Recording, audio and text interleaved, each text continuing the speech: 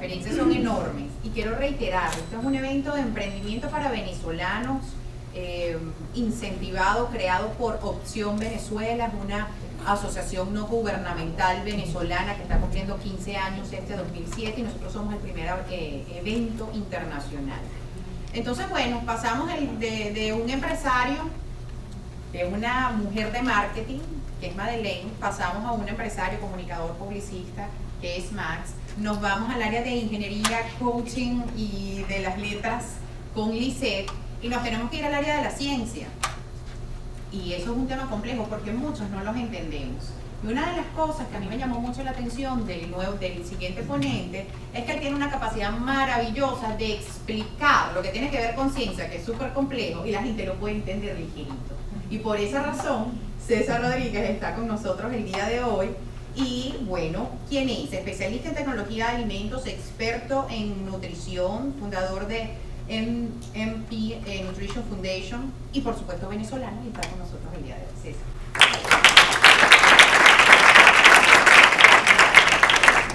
Te voy a decepcionar, Carolina. No me digas eso. Yo quisiera, bueno, gracias por la invitación y espero que las experiencias que como empresario o como emprendedor pues sirvan a ustedes y a quienes nos están oyendo en otras partes. Yo quisiera básicamente validar lo que ustedes dijeron con respecto a los empresarios, y quisiera agregar que hay una palabra que el empresario se tiene que quitar, que es la palabra fracaso. El fracaso no existe si aprendes de la experiencia. Entonces es muy importante.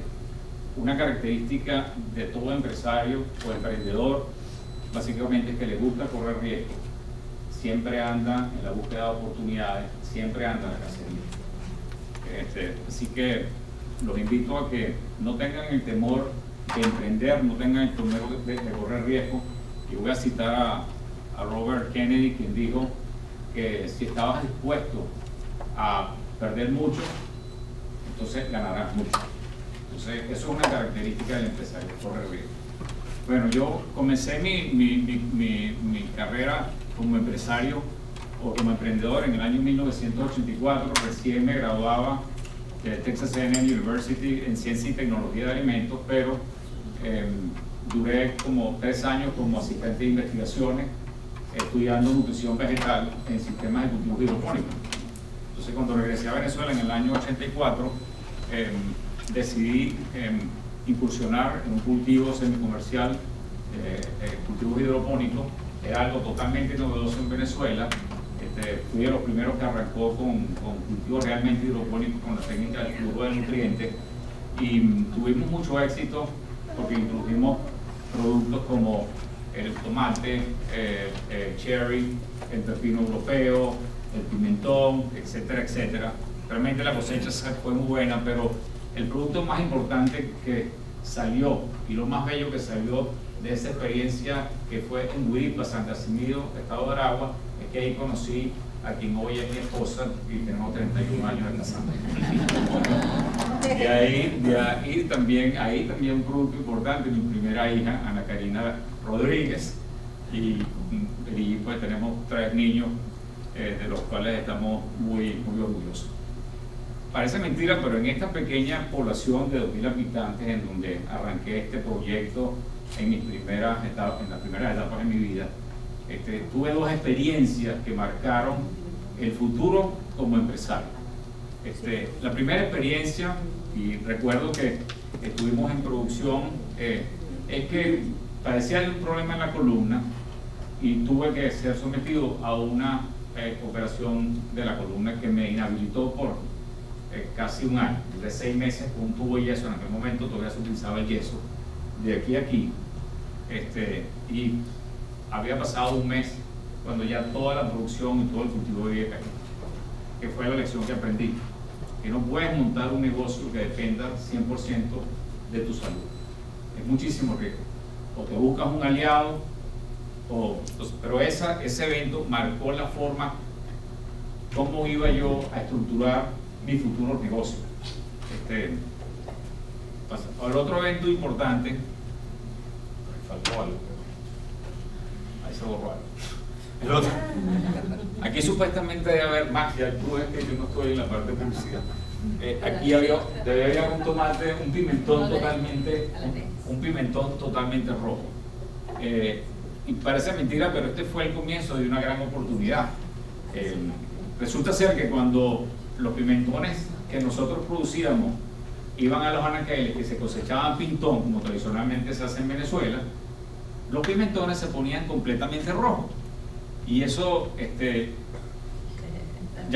eso llamó la atención, sí, llamó la atención de quienes nos compraban los productos y me pidieron: mira, César, algo pasa, pero tus pimentones se ponen rojos en los anaqueles y los nuestros, de los cultivos tradicionales, no. ¿Por qué no nos asesoras? Entonces, con mucho gusto, me invitan a Mesa Cavaca, a la mesa, en la finca de Vitrinella en Timotes, y yo llego, es mi primera experiencia con cultivos tradicionales. Recuerden que me gradué aquí en el 83, en el 84 me dediqué a la parte hidropónica, y me voy para Timotes, y cuando veo el cultivo, bueno, sí, aquí hay deficiencias de zinc, de cobre, de manganeso, y algo de potasio, y eso es todo lo que tienen que hacer. Ellos me vieron así como extrañadísimo. ¿Esto qué es? O sea, estaba hablando en chino. Entonces me percaté de que había una gran ignorancia y desconocimiento en lo que tenía que ver con nutrición vegetal. Entonces yo dije, bueno, aquí hay una oportunidad. Entonces yo les voy a preparar un guarapo, y de ahí en adelante me llamaron el guarapero. Entonces les mandé unas soluciones de micronutrientes, las cuales empezaron a aplicar, y con el tiempo se vieron los resultados. Por supuesto, comenzó la gente, por efecto multiplicador, a pedir el guarapo. Y yo dije, yo el guarapo no lo vamos a regalar, vamos a empezar a vender el guarapo. Conmigo se une mi hermano Fernando, y comenzamos. Él se va hacia la zona de cultivos como cereales, la zona de Portuguesa, donde es mi amigo Manuel, y el negocio arrancó. Entonces arrancó un negocio a base de micronutrientes foliares, fabricación foliar, y abandoné lo que yo siempre soñé, porque el proyecto de hidroponía viene de la tesis de grado que yo hice en 1976. Imagínate. Entonces lo pude concretar muchos años después. ¿Tu sueño? Mi sueño, pero entendí que tenía que pasar la página. En el año 90, esto fue el año, ya llegando al año 92, el producto seguía creciendo, pero entendí que había que evolucionar.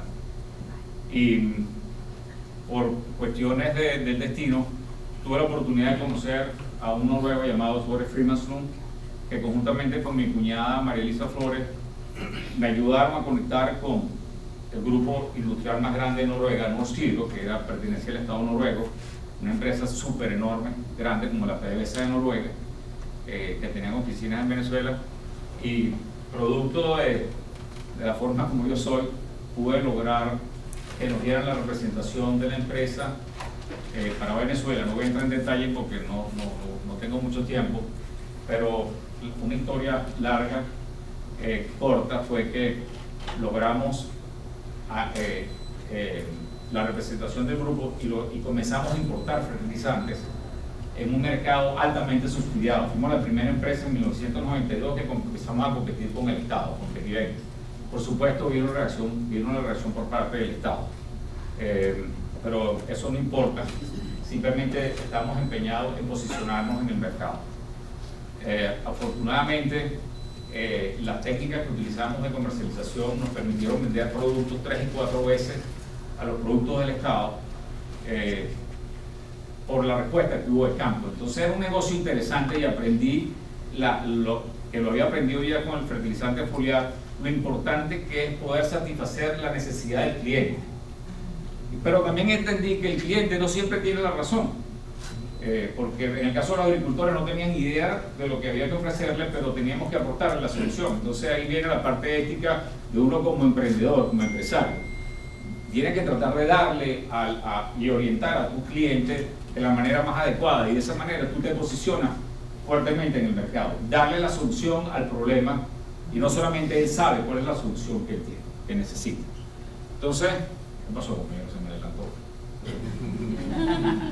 Entonces, esa experiencia con el grupo noruego duró hasta el año 2005. En el interín tuve la oportunidad, ellos quisieron replicar el modelo venezolano en otros países y tuve que viajar en muchas regiones y me conseguí con que el problema que vivíamos en Venezuela de ignorancia en materia de nutrición vegetal también lo vivían países en Centroamérica.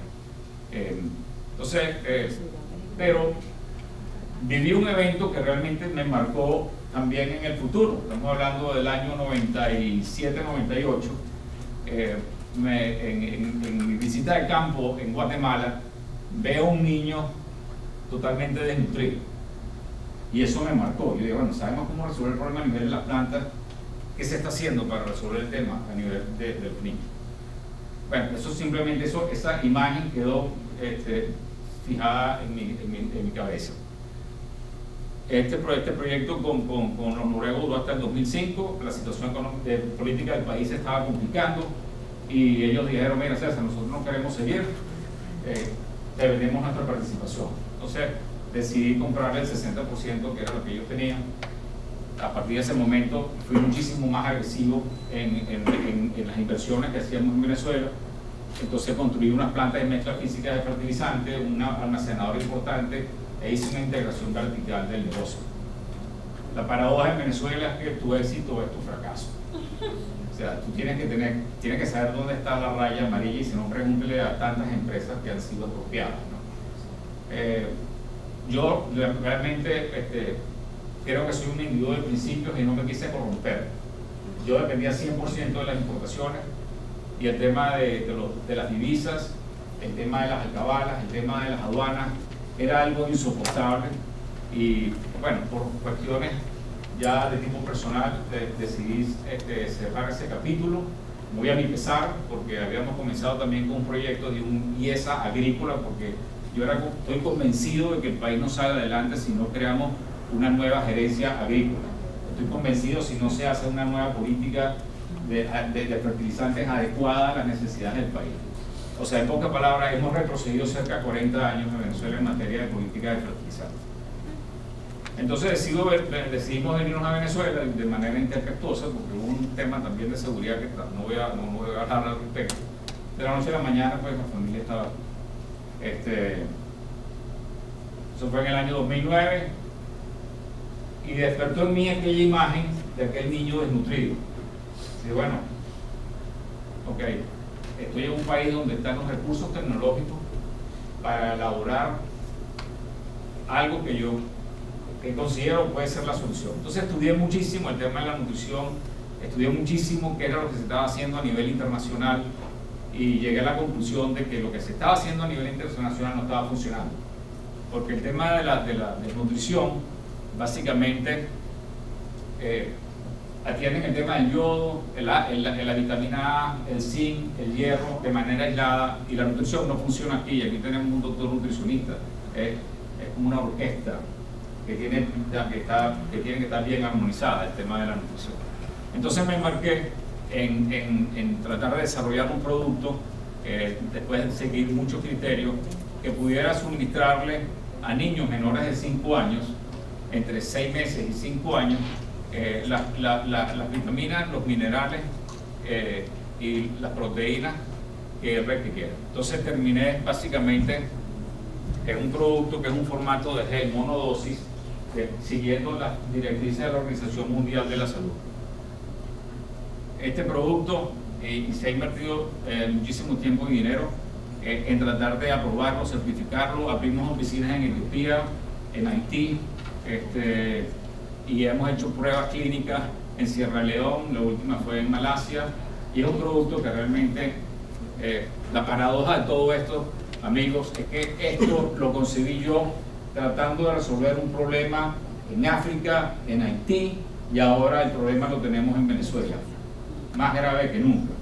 Entonces sí existe una solución que se puede implementar, pero lamentablemente el tema de la corrupción sigue estando presente. En Etiopía no pudimos hacer nada por el tema de la corrupción. O sea, lamentablemente cuando ustedes solapan el mapa de la pobreza con el mapa de la corrupción, están ahí los dos solados. Entonces este es un producto que ya se terminó, está patentado, y bueno, ahora viene la parte de cómo monetizar el producto. Pero es un emprendimiento muy técnico, de mucho tiempo, con una característica totalmente distinta al emprendimiento inicial, a la empresa inicial, pero básicamente con el mismo concepto. He aprendido que existe un paralelismo impresionante entre la parte agrícola y la parte humana.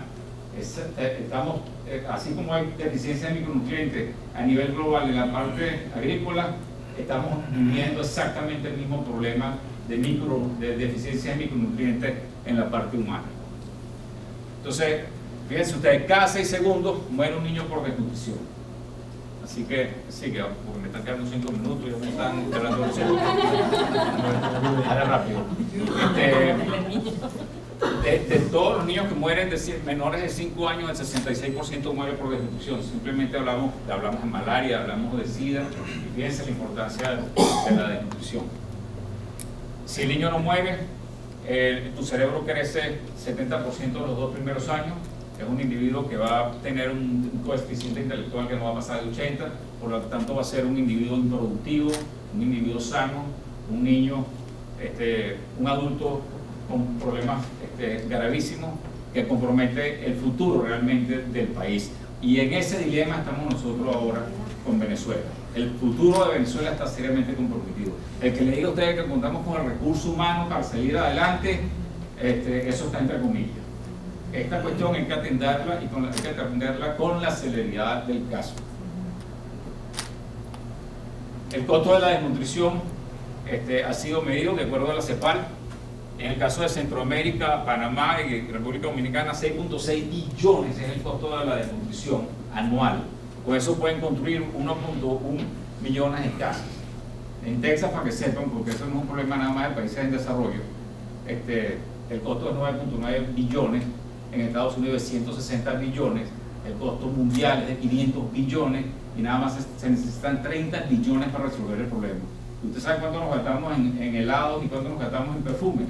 12 billones en helados y 14 billones en perfume.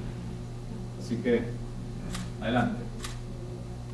Si se reduce la desnutrición en 1%, podemos reducir la pobreza en 5%. O sea, no hay forma de romper el ciclo de la pobreza si no rompemos el ciclo de la desnutrición. En conclusión, mejorar la nutrición es pro pobre. ¿Okay? Como no tengo mucho tiempo, vamos rápido. Entonces, 3 minutos. Give me a break, como dicen.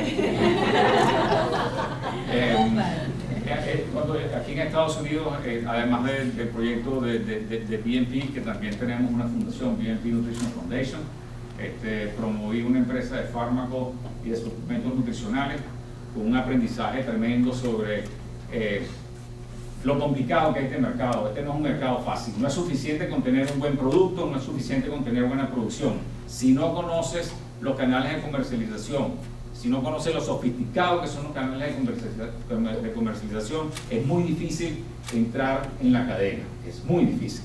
Por lo tanto, una de las alternativas que yo busqué, producto de esta experiencia que he tenido en estos pocos años como emprendedor en Estados Unidos, es identificar un canal realmente viable para posicionar los productos, y es a través de los programas de diversidad que existen en Estados Unidos, que se llaman Diversity Program, ¿okay? Que básicamente beneficia a sectores minoritarios, mujeres, hombres, negros, indios, etcétera, ¿no? Entonces yo me acerqué a Herschel Walker. Cuando hagan el Google de quién es Herschel Walker, ya verán, es la empresa más grande de diversity en los Estados Unidos, y logré, a través de una alianza estratégica con él, me designaron director de asuntos hispanos. La intención mía es básicamente canalizar las iniciativas de emprendedores venezolanos que han establecido industrias y que ven muy difícil penetrar en el mercado americano por los canales regulares. O sea, en otras palabras, ahorita tenemos ya 3 empresas de venezolanos que se montaron aquí como que la cuestión es suficiente. Bueno, ya tengo la fábrica, ya tengo el producto y ahora vamos al mercado.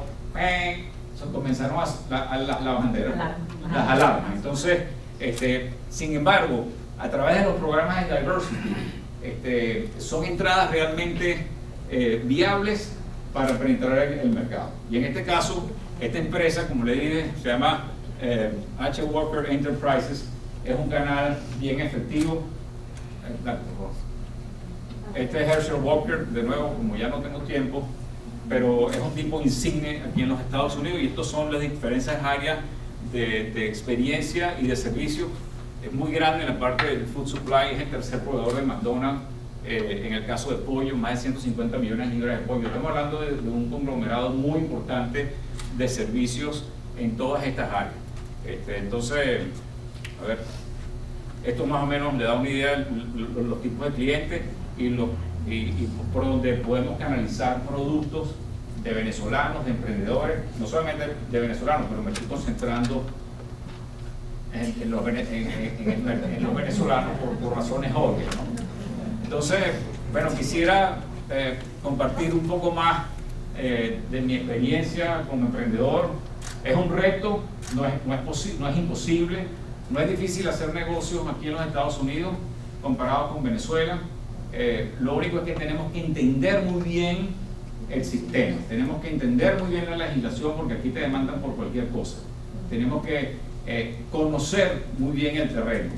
¿Cuál es la ventaja? De que hay estabilidad política, hay estabilidad económica, puedes hacer proyecciones a largo plazo y las cuales se pueden cumplir, no tienes el problema de la inseguridad, ¿entiendes? Pero las reglas están claras y es un mercado sumamente maduro, que ofrece retos, pero es posible entrar y es posible tener éxito. Pero recuerden, hay que correr riesgo y hay que atreverse.